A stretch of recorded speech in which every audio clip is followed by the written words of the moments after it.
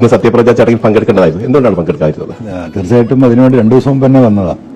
ടോയ്ലറ്റിൽ നിന്ന് ചുടുവെള്ളം മറിഞ്ഞ് ചെറിയൊരു പൊള്ളലേറ്റു. അപ്പൊ ഇരിക്കാൻ ചെറിയൊരു ബുദ്ധിമുട്ടുണ്ട്. അല്ല ബുക്ക, നിങ്ങൾ സത്യപ്രതിജ്ഞയ്ക്ക് പോയില്ലേ? ഞാൻ 2 ദിവസം മുന്നേ നാട്ടിൽ നിന്ന് പോയിന്നു. അപ്പോഴാണ് ആ അപകടം ഉണ്ടായത്. എന്താ അപകടം നിങ്ങൾക്ക് ഉണ്ടായത്? എടാ, ഞാൻ തിരുവനന്തപുരത്ത് താമസിക്കണ്ടേ, റൂമിൽ നിന്ന് ബാത്റൂമിൽ പോയതാണ്. ടാപ്പ് തിരിച്ചപ്പോളേ ചുടുവെള്ളാണ് വന്നത്. ചന്തി കേകിയപ്പോളേ പറ്റ പൊള്ളി. ഇപ്പൊ എനിക്ക് ഇരിക്കാനും വെച്ചാ നിൽക്കാനും പറ്റാത്ത അവസ്ഥയാണ്.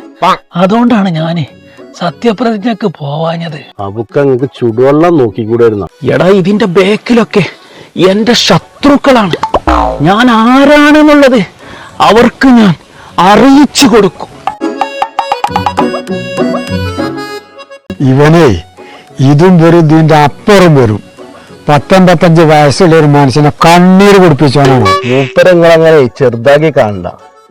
നിങ്ങളെ നേതാക്കന്മാർക്കൊന്ന് വിളിച്ചു പറഞ്ഞാളേ, നിങ്ങൾക്ക് പണി തരും അയാളെ. ഓന്റെ നടത്തം കണ്ടിട്ടേ ഓ ഇതുവരെ എടുത്തുന്ന പണിയും കൂടി ഇനി എടുക്കാൻ കഴിയൂല. ആകെ മൊത്തം കരിഞ്ഞു വയ്ക്കുന്നു. എന്നിട്ടപ്പൊ മറ്റുള്ളവർക്ക് പണി കൊടുക്കാൻ നടക്കുന്നുണ്ട്.